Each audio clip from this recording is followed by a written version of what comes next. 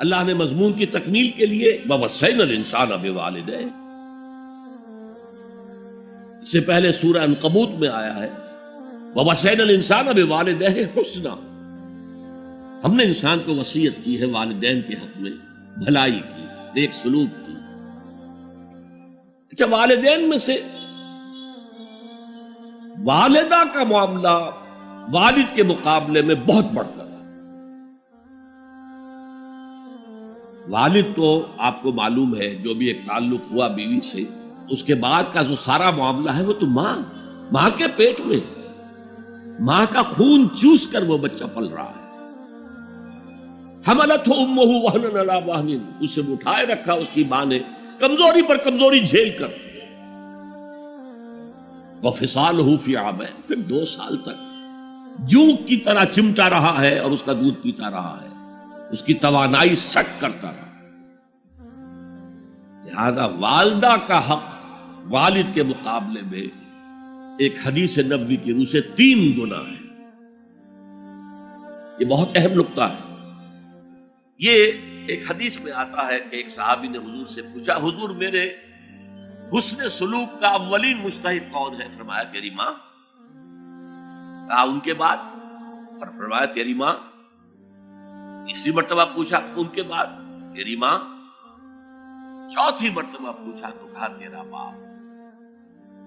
گویا کہ والدہ کا حق، اس کی خدمت، اس کے ساتھ نرمی، کہیں اس کے دل کو ٹھیس نہ پہنچا دینا، اس لیے کہ بڑا سخت قسم کا نفسیاتی معاملہ ہوتا ہے۔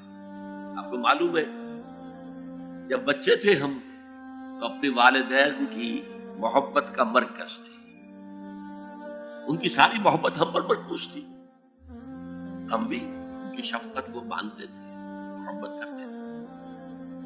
ہماری شادی ہو گئی، اولاد ہو گئی تو ہمارا ایک نیا مرکز محبت وجود میں آ گیا۔ بیوی سے محبت ہے، اولاد سے محبت ہے۔ اب بوڑھے والدین کے اندر پیاس پیدا ہوئی محبت، یہی ہمارے ہاں ساس بہو کا جھگڑا جو ہے اس کی اصل بنیاد نفسیاتی یہ ہے کہ ان کے دلوں میں پیاس ہوتی ہے۔ اب اگر ان کی دل جوئی کی جائے، ان کو وقت دیا جائے، ان کے پاس بیٹھا جائے، ان کی باتیں سنی جائیں، تب تو ان کو کچھ نہ کچھ جو ہے تسکین ہوتی ہے، ورنہ ایک بڑا احساس محرومی شدید پیدا ہو جاتا ہے واقعی۔ یہی وجہ ہے کہ صرف 2 چیزیں ہیں جن کا محض دیکھنا تعظیم اور محبت کے ساتھ موجب ثواب ہے، عبادت ہے۔ خانہ کعبہ کو محض دیکھنا عبادت ہے، بیٹھ کر تعظیماً دیکھتے رہو، طواف بھی نہیں کر رہے، دیکھنا بھی عبادت، اور بوڑھے والدین کو محبت بھری نگاہ سے دیکھنا عبادت ہے۔ اب یہاں دیکھیے اللہ تعالیٰ کو جیسے کہ کسی جگہ پر فرمایا گیا ان اللہ لا یستحی من الحق، سورہ احزاب میں ہے کہ تمہارا طرز عمل نبی کے لیے تکلیف دہ تھا، لیکن نبی حیا کی وجہ سے تم سے کچھ کہہ نہیں سکتے۔ تو اللہ کو تو کوئی حیا جو ہے کسی حقیقت کو روک لینے پر آمادہ نہیں کر سکتی۔ تو یہاں اللہ صاف فرما رہا اشکر لی ولوالدیک، پہلا شکر میرا ہے، خالق میں ہوں، والدین کے دل میں شفقت میں نے ڈالی ہے، مقدم شکر میرا ہوگا۔ ولوالدیک، مخلوق میں سب سے زیادہ شکر والدین کے، اور یہ قرآن میں 5 جگہ آیا۔ وَقَضَىٰ رَبُّكَ أَلَّا تَعْبُدُوا إِلَّا إِيَّاهُ وَبِالْوَالِدَيْنِ إِحْسَانًا، سورہ بنی اسرائیل، سورہ بقرہ میں ہے، سورہ نساء میں ہے۔ ان اشکر لی ولوالدیک الی المصیر، لوٹنا تو میری طرف ہے، میں حساب لے لوں گا کہ تم نے میرا بھی شکر ادا کیا تھا یا نہیں، اور اپنے والدین کا بھی شکر ادا کیا تھا یا نہیں۔ اب دیکھیے 2 چیزیں آئیں، ایک شکر اللہ کا اور اس کا تقاضا شرک نہ ہو، ایک شکر والدین کا۔ اگر یہ دونوں چیزیں ٹکرا جائیں، کس قدر منطقی ربط ہے قرآن مجید کی آیات میں۔ والدین حکم دے رہے ہیں شرک کرو، کیا کریں؟ آپ کے علم میں ہوگا حضرت سعد بن ابی وقاص رضی اللہ تعالی عنہ عشرہ مبشرہ میں نوجوان تھے، ایز اے ٹین ایجر ایمان لائے ہیں حضور۔ باپ کو فوت ہوئے عرصہ ہو گیا تھا، ماں نے بڑی محبت سے، مال بہت چھوڑ گیا تھا باپ، ناز و نام میں پالا، اب سعد ایمان لے آئے حضور پر۔ والدہ نے کہا تم نے اپنے باپ کے دین کو چھوڑ دیا، میں جان دے دوں گی اگر تم اس سے واپس نہ آئے، اور اپنے مشرکانہ عقائد کو تم نے دوبارہ اختیار نہ کیا، مرن برت رکھ لیا۔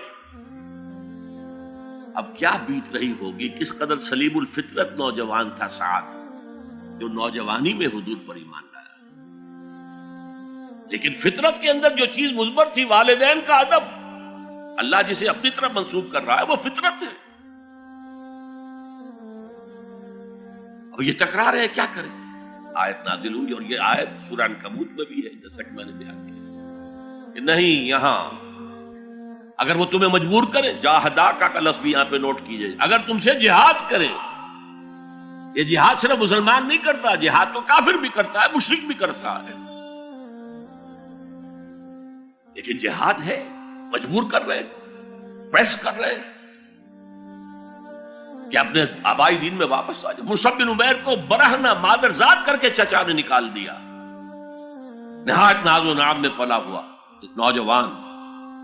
نہرو جی کے بارے میں کہا جاتا ہے ان کے کپڑے پیرس سے سل کر آتے تھے، ان کا 200 درہم کا جوڑا شام سے تیار ہو کر آتا تھا۔ باپ اتنی دولت چھوڑ گیا، اور جہاں سے مصعب گزر جاتا تھا خوشبو اتنی رچی بسی ہوتی تھی ان کے لباس میں کہ پوری گلی، پورا بازار مہک جا رہا ہے، لوگ ہاں مصعب جا رہا۔ جب ایمان لے آئے، چچا نے کہا دیکھو یہ ساری دولت تمہارے مشرک باپ کی ہے، اب نکل جاؤ گھر سے، تمہارا کوئی حق نہیں ہے۔ اٹھ کر چلنے لگے تو کہا یہ کپڑے جو تمہارے جسم پر ہیں وہ بھی اسی مشرک باپ کے، اتار دو۔ مادرزاد برہنہ ہو کر ماں کے پاس آئے، انہوں نے آنکھوں پر ہاتھ رکھے، وہ سب کیا ہوا ہے؟ کہا ماں میں موحد ہو گیا، یہ ہے توحید۔ موحد اپنے آپ کو سمجھنا کچھ اور ہے، زندہ قوت تھی زمانے میں یہ توحید کبھی، اور اب کیا ہے؟ فقط ایک مسئلہ علم کلام۔ وَإِن جَاهَدَاكَ عَلَىٰ أَن تُشْرِكَ بِي مَا لَيْسَ لَكَ بِهِ عِلْمٌ فَلَا تُطِعْهُمَا۔ اچھا یہ دو انداز آتے ہیں شرک کے بارے میں، مَا لَيْسَ لَكَ بِهِ علم، تمہارے پاس کوئی علم نہیں ہے ان ہستیوں کے بارے میں جن کے بارے میں کہا جاتا ہے کہ وہ خدا کی شریک ہے۔ عقل جو ہے یہ عقل انسانی تسلیم نہیں کرتی کہ ایک ہی ارادہ ہے، ایک ہی اسکیم ہے، ایک ہی حکمت ہے، ایک ہی پلان ہے جو پوری کائنات کو اپنے احاطے میں لیے ہوئے۔ یا کہا جاتا ہے ما لم ينزل به سلطانا، کسی ایسی ہستی کو شریک نہ کرو جس کے لیے اللہ نے کوئی سند نہیں اتاری۔ اللہ اگر کہتا میرے ساتھ یہ بھی شریک ہے تو ٹھیک ہے، ہم اللہ کو سجدہ کرتے ہیں، اس کو بھی کر دیتے ہیں۔ جیسے کہ حضور سے کہلوایا گیا ان کان للرحمن ولد فانا اول العابدین، اگر رحمان کا کوئی بیٹا ہوتا سب سے پہلے میں عبادت کرتا اس کی۔ کوئی نہیں ہے، نہ بیٹا ہے نہ بیٹی ہے۔ قل هو اللہ احد اللہ الصمد لم یلد ولم یولد ولم یکن له کفوا احد۔ تو فرمایا وَإِن جَاهَدَاكَ عَلَىٰ أَن تُشْرِكَ بِي مَا لَيْسَ لَكَ بِهِ عِلْمٌ فَلَا تُطِعْهُمَا۔ لیکن یہی توازن دیکھیے، یہ صرف اللہ کے کلام میں ہو سکتا ہے، یہ نہیں کہ پھر ان کو دفاع کرو، ان سے کوئی تعلق نہ رکھو، نہیں۔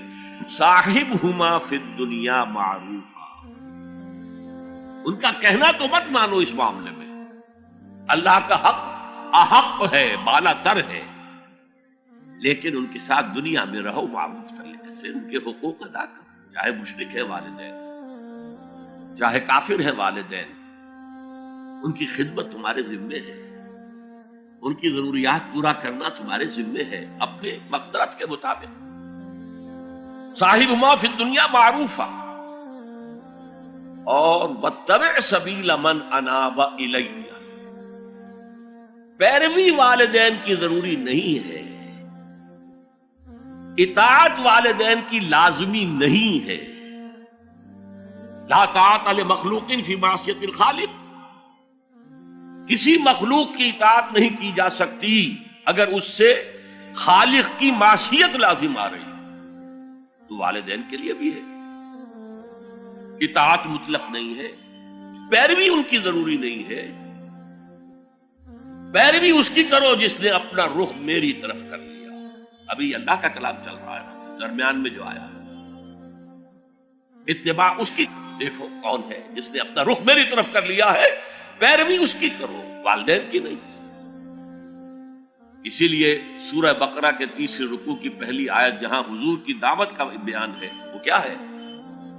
یا ایھا الناس اعبدوا ربکم الذی خلقکم والذین من قبلکم لعلکم تتقون۔